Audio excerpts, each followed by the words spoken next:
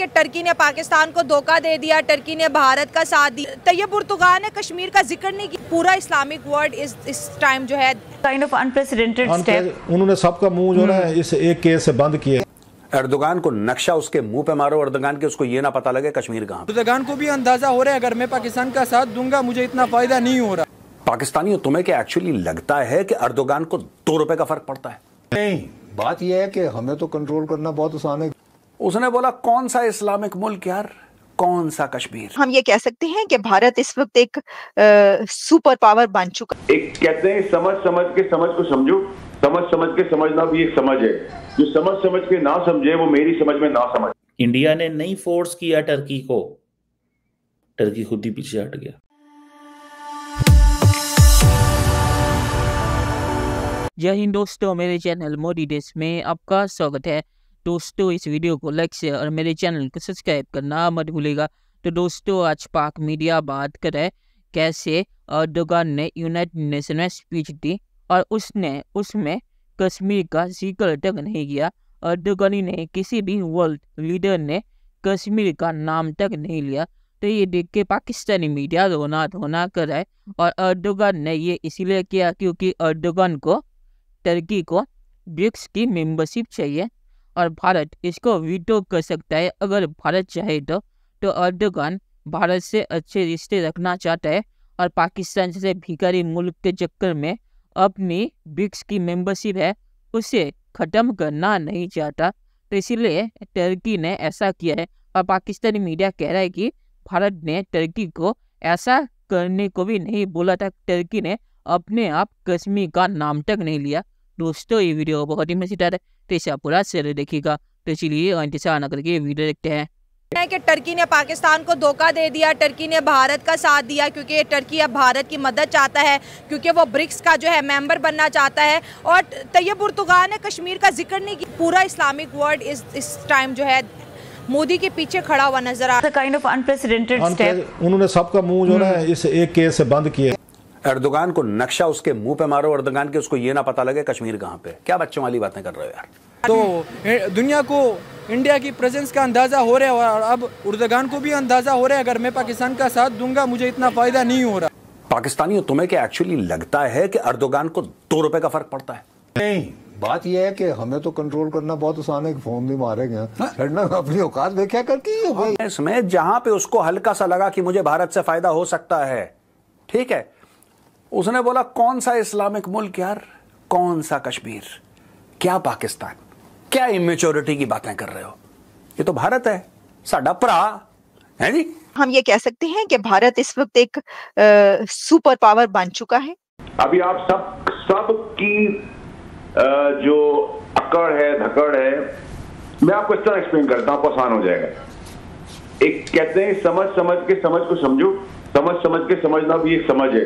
जो समझ समझ के ना समझे वो मेरी समझ में ना समझ को मतलब और कुछ नहीं। ठीक है, बहुत सारी मुश्किलात है, महंगाई है, बेरोजगारी है, गुर्बत है, सब कुछ लोग झेल लेते हैं।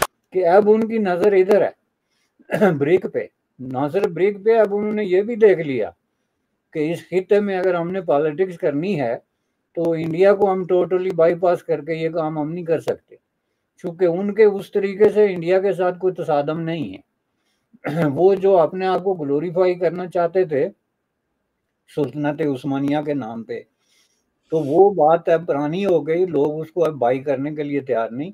खुद इंडियन जो मौलवी है वो भी जो है वो अब शलवार कमीज उतार के तो पैंट पहन के पाकिस्तान चला गया तक जो है वो अपनी खिताब करने के लिए। अब उनको भी कोई दर्द नहीं है सुल्तनत उस्मानिया का। आप जरा अपनी हरकत और सकनात पे गौर करें कि दुनिया क्या कर रही है। कोई किसी बहुत बड़े साइंसदान को बुला रहा है कि भाई ये फूड इनसिक्योरिटी का मसला कैसे डील किया जाए। कोई दूसरे बड़े साइंसदान किसी प्रोफेसर को बुला रहा है कि ये क्लाइमेट चेंज को कैसे डील किया जाए।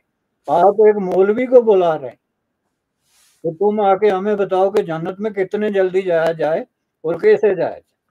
तो आप कहते हैं जी हमारे हालात नहीं बदलते।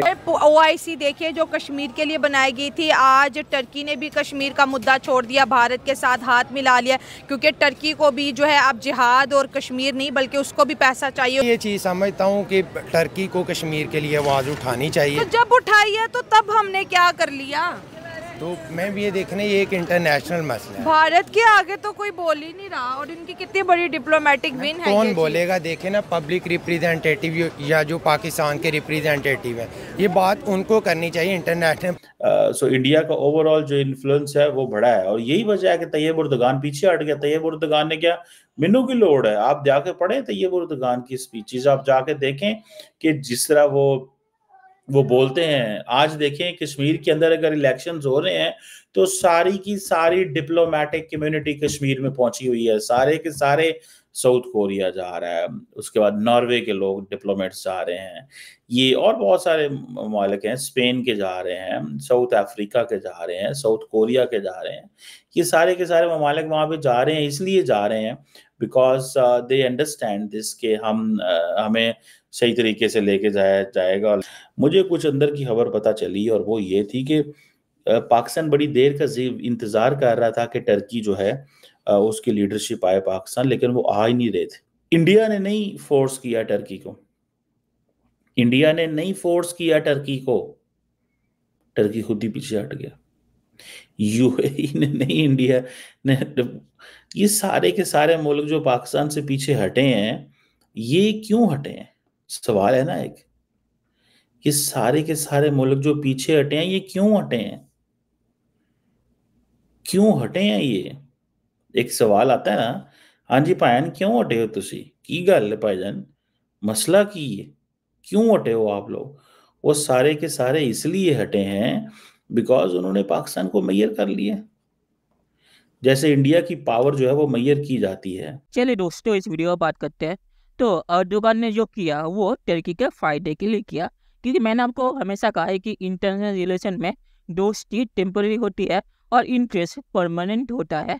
इसीलिए मैं कहता हूँ बांग्लादेश जो अभी भारत के खिलाफ इतना रोना कर रहा है, वो भी सही समय आने पे सीधा हो जाएगी, क्योंकि बांग्लादेश के इंटरेस्ट भारत के साथ है। वो कितनी भी पाकिस्तान से करीब जाने की कोशिश करे, पाकिस्तान से भिखारी मुल्क के साथ करीब जाए, उनका कोई इंटरेस्ट में फ़ायदा नहीं होगा। तो इसीलिए बांग्लादेश आखिर में उसे मालदीव की तरह भारत की तरफ ही आना पड़ेगा। तो अर्दोगान ने जो किया वो टर्की के इंटरेस्ट में किया। पाकिस्तान जो रोना करता है कि टर्की कश्मीर के साथ है, तो टर्की अगर कश्मीर के साथ हो भी गया, अर्दोगान ने अगर कश्मीर का ना यूएन में ले भी लिया, तो इससे फ़र्क क्या पड़ेगा? अमेरिका कुछ नहीं कर सका कश्मीर के मामले पे। टर्की है कौन? टर्की की इकोनॉमी वैसे ही बर्बाद हुई पड़ी है, उसे अपनी इकोनॉमी को सीधा करना है, वो ना अगले इलेक्शन में उसे कोई वोट नहीं देने वाला, क्योंकि आखिर में सबके फायदे होते हैं या इंटरेस्ट होते हैं वो इकोनॉमिकल होते हैं। तो अर्दोगान ने जो यहाँ पे हरकत की है वो भारत के साथ रिश्ते अच्छे करने के लिए या जो खराब रिश्ते हैं उसे और ना खराब करने के लिए की है। और भारत ने अर्दोगान को ये करने को नहीं बोला था, अर्दोगान ने अपनी मर्जी से ये किया, क्योंकि उसे भी पता चल गया कि कश्मीर का नाम लेने पे उसके साथ क्या होगा। और आखिर में मैं ये कहूँगा पाकिस्तान के साथ इंटरनेशनल रिलेशन में है कौन? पाकिस्तान से भिखारी मुल्क के साथ रह के किसका क्या फ़ायदा होगा? पाकिस्तान दुनिया को क्या दे सकता है? दुनिया से पाकिस्तान सिर्फ लेता है। इसीलिए शहबाज शरीफ ने भी कहा था कि उसका फ़ोन कॉल भी अब कोई नहीं उठाता, क्योंकि उन्हें पता है कि शहबाज शरीफ उनसे पैसे ही मांगेगा। तो चलिए देखते हैं कि फ्यूचर में क्या हो रहा है। दोस्तों वीडियो देखने के लिए बहुत शुक्रिया और हमारे चैनल सब्सक्राइब करना मत भूलिएगा। Thank you very much.